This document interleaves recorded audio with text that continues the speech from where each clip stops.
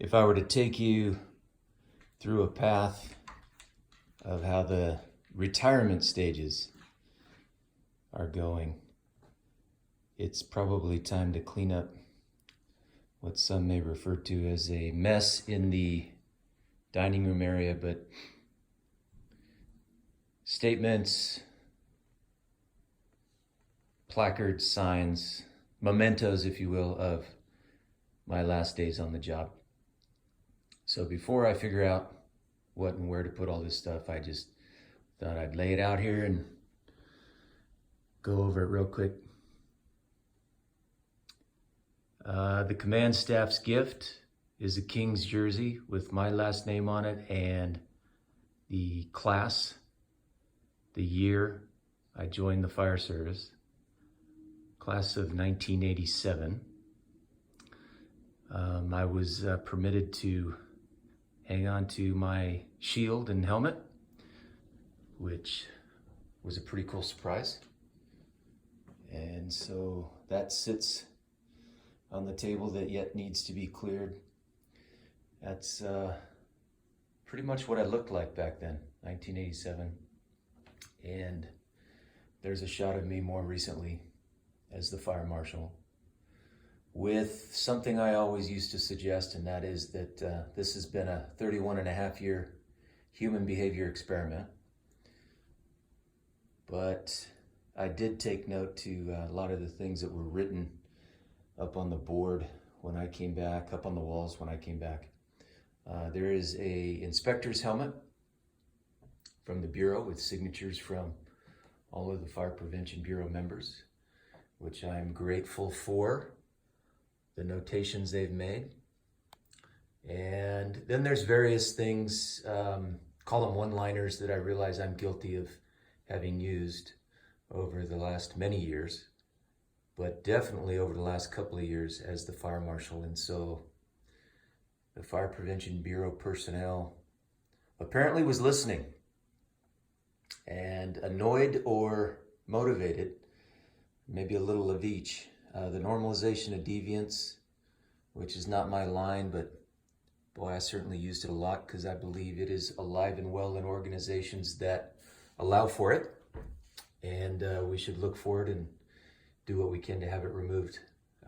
That strong work was my short way of acknowledging that I supported the plan, or that I was complimenting or enamored by the work being done. I tried not to overuse it, so that when I used it, it meant something.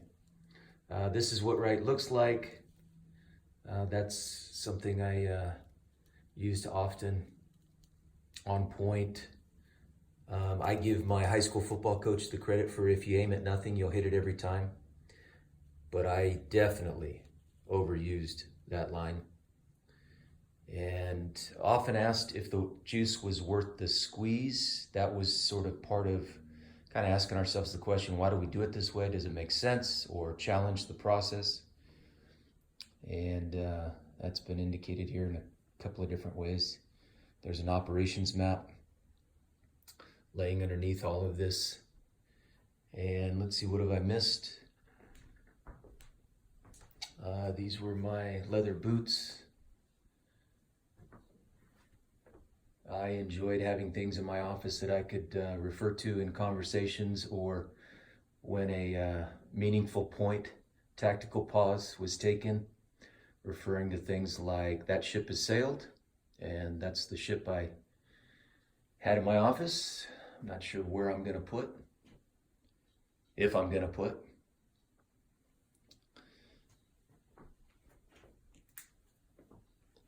But are the expectations clear? If there's anything I could leave anyone with, it would be the suggestion that we're always striving to make expectations clearer, because they really are never clear. The art of communication is something that we don't master.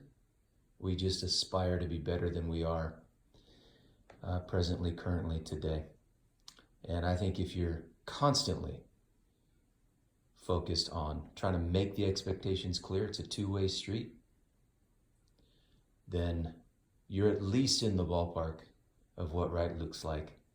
Trying to get on point, having aimed at something, hoping to hit or come close to it.